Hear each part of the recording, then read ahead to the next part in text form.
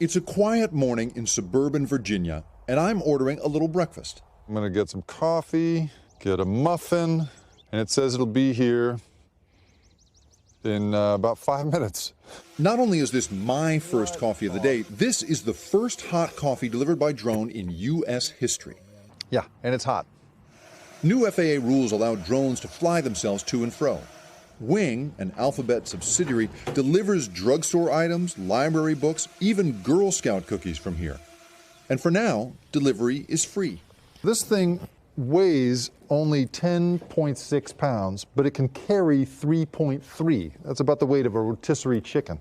It'll lower down, allow our operatives to load the package on it, and then it'll take off in a vertical column before cruising at about 180 feet to the customer's house. The technology seems to work, but the question is, what happens when the skies and the labor market are filled with these things?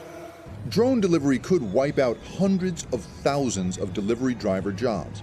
But could it also subsidize businesses that can't afford a delivery company? Luke Bruce says traditional delivery fees would not work for his business. But if air delivery stays free, he thinks flying coffee could be the norm someday. You don't have drone delivery? What's wrong with you? Why don't you have drone delivery? Seriously, what do you mean it's going to take 30 minutes to get my coffee? We've come to expect miraculous conveniences, and in exchange, we've transformed the economy. Free, nearly instantaneous air delivery could be next. Jacob Ward, NBC News, Christiansburg, Virginia.